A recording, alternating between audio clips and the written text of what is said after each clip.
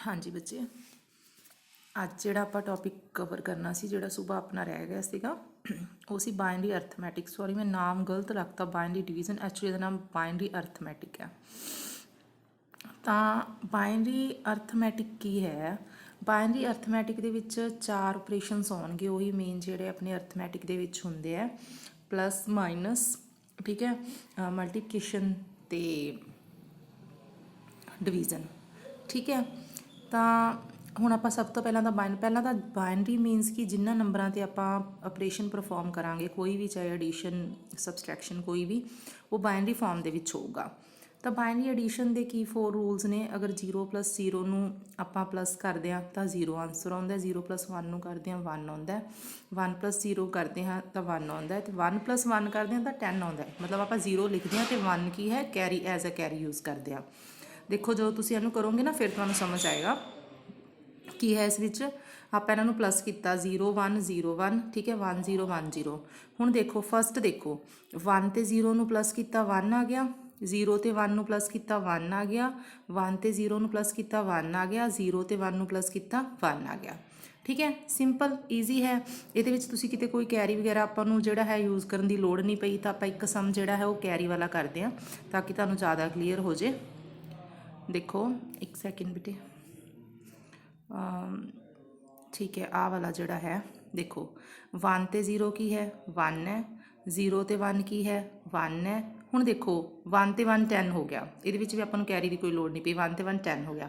ਜੇ ਇੱਥੇ ਕਿਉਂਕਿ ਅੱਗੇ ਕੀ ਹੈ, ਦੋਨੋਂ ਜ਼ੀਰੋਜ਼ ਹੀ ਨੇ, ਜੇ ਕੁਝ ਹੋਰ ਹੁੰਦਾ ਫਿਰ ਆਪਾਂ ਇਹਨੂੰ ਯੂਜ਼ ਕਰਦੇ, ਫਿਰ ਆਪਾਂ ਨੂੰ ਕੈਰੀ ਤਰ੍ਹਾਂ ਯੂਜ਼ ਕਰਦੇ। ਤਾਂ ਹੁਣ ਕੀ ਇਸ ਤਰੀਕੇ ਨਾਲ ਕੀ ਹੈ, ਤੁਸੀਂ ਬਾਇਨਰੀ ਐਡੀਸ਼ਨ ਹੈ ਜਿਹੜੀ ਪਰਫੋਰਮ ਕਰੋਗੇ। ਇਸ ਤੋਂ ਬਾਅਦ ਮੈਂ ਕੁਝ ਕੁ ਸਮ ਤੁਹਾਨੂੰ ਲਿਖ ਕੇ ਜਿਹੜੇ ਹੈ ਪ੍ਰੈਕਟਿਸ ਵਾਸਤੇ ਤੁਹਾਡੇ ਗਰੁੱਪ 'ਤੇ ਪਾਊਂਗੀ, ਠੀਕ ਹੈ। ਉਸ ਤੋਂ ਬਾਅਦ ਹੁਣ ਆਪਾਂ ਬਾਇਨਰੀ ਸਬਸਟ੍ਰੈਕਸ਼ਨ ਦੀ ਗੱਲ ਕਰਦੇ ਹਾਂ।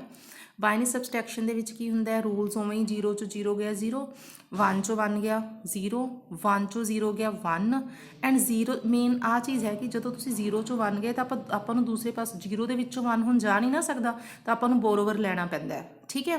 ਤਾਂ ਇਸ ਵਾਸਤੇ ਆਪਾਂ ਕੀ ਹੈ, ਦੇਖੋ ਤੁਸੀਂ ਇੱਕ ਜਦੋਂ ਸਮ ਕਰੋਗੇ ਨਾ ਫਿਰ ਤੁਹਾਨੂੰ ਸਮਝ ਆਏਗਾ। ਦੇਖੋ ਇਹਦੇ ਵਿੱਚ ਮੈਂ ਕੀ ਕੀਤਾ, ਹੁਣ ਦੇਖੋ 0 ਦੇ ਵਿੱਚੋਂ ਕੀ ਹੈ, ਸਭ ਤੋਂ ਪਹਿਲਾਂ ਕੀ ਹੈ, 0 ਦੇ ਵਿੱਚੋਂ 1 ਜਾਏਗਾ।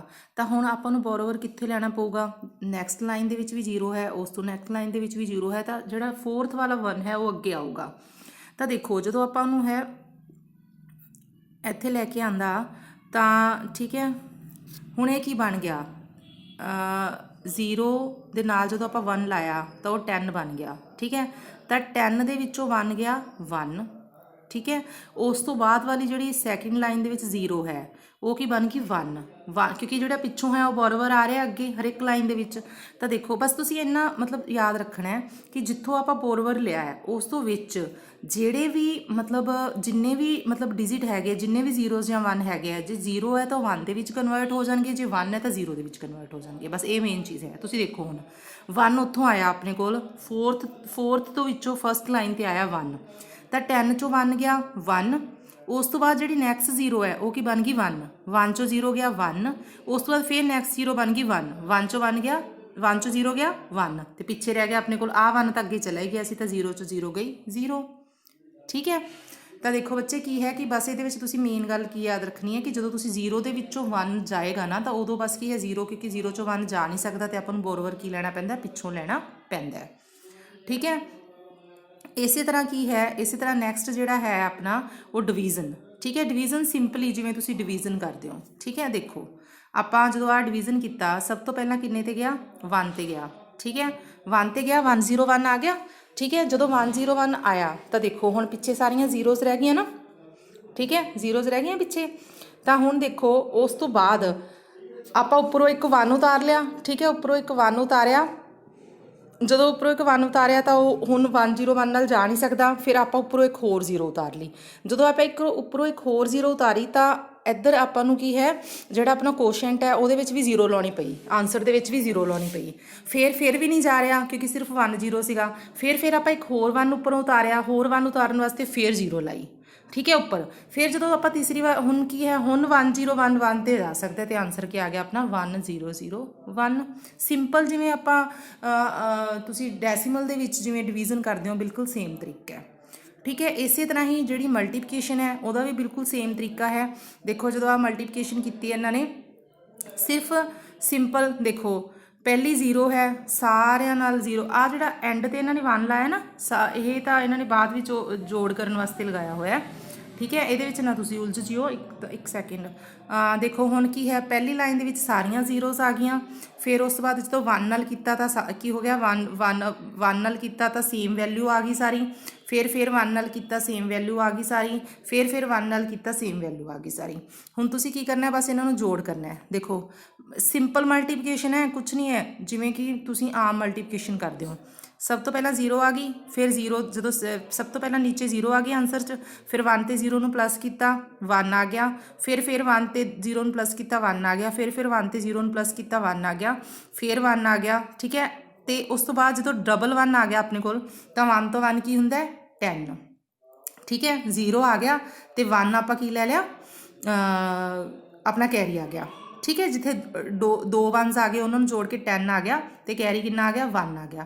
हुण देखो जी उस तो नैक्सट लाइन है उन भी 2 1 है तो बट एक 1 कैरी वाला भी है तो 3 1s हो गए। 3 1s आगे की हो गया फिर 11 हो गया, 3 1s जोड़ के 11 हो गया, 2 1s जोड़ के की बनया सीगा 1 बनया सीगा। ठीक है, तो 3 1s जोड़ के 11 बन गया, फिर इतने 1 आ गया, फिर कैरी बच गया अपने को 1। नैक्सट की है कल्ला 1 है तो 1 ते 1 जो कैरी वाला 1 तो आ वाला 1 जोड़ांगे तो की आ गया 10 आ गया यानी कि 0।